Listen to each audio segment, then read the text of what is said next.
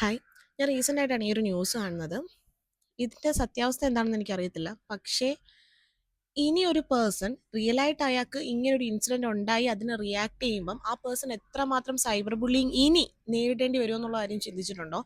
നമുക്ക് കിട്ടുന്ന കുറേ നിയമപരമായിട്ടുള്ള പ്രിവിലേജസ്, അതുപോലെ ഇങ്ങനെ സോഷ്യൽ മീഡിയ കിട്ടുന്ന കുറച്ച് പ്രിവിലേജസ് നമ്മളിങ്ങനെ മിസ്യൂസ് ചെയ്യാൻ തുടങ്ങിക്കഴിഞ്ഞാൽ ശരിക്കും ഒരു കാര്യം നടന്നു കഴിഞ്ഞാൽ പോലും നമുക്കത് പ്രൂവ് ചെയ്യാൻ പറ്റാത്തൊരു സിറ്റുവേഷൻ ആയി പോകും. ഫാബ്രിക്കേറ്റഡ് ആണ് എന്ന് ആളുകൾ പറഞ്ഞുകൊണ്ടേയിരിക്കും.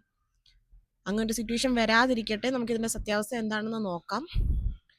പിന്നെ ഈ വുമൻസിന് കിട്ടുന്ന ഒരുപാട് പ്രിവിലേജസ് കാരണം ഏറ്റവും കൂടുതൽ ഇപ്പം പെട്ടുകൊണ്ടിരിക്കുന്നത് ആൺകുട്ടികൾ തന്നെയാണ്. റീസെൻ്റ് ആയിട്ടുള്ള പല കേസുകളും ഇത്തരത്തിലെ പല കാര്യങ്ങളും കാണുമ്പോൾ തന്നെ നമുക്ക് മനസ്സിലാവും. കൺസെൻറ്റോടുകൂടി ലൈംഗിക ബന്ധത്തിൽ ഏർപ്പെടുന്നു, കേസ് കൊടുക്കുന്നു. അതുപോലെ കിട്ടുന്ന പ്രിവിലേജുകളെല്ലാം ഇങ്ങനെ പല രീതിയിൽ മിസ്യൂസ് ചെയ്തുകൊണ്ടിരിക്കുകയാണ്. സോ രാഹുൽ ഈശ്വർ പറയുന്നത് പോലെ ഭാവിയിൽ മെൻസ് കമ്മീഷനൊക്കെ വരട്ടെ എന്ന് ആത്മാർത്ഥമായി ആഗ്രഹിക്കുന്നു. That's it.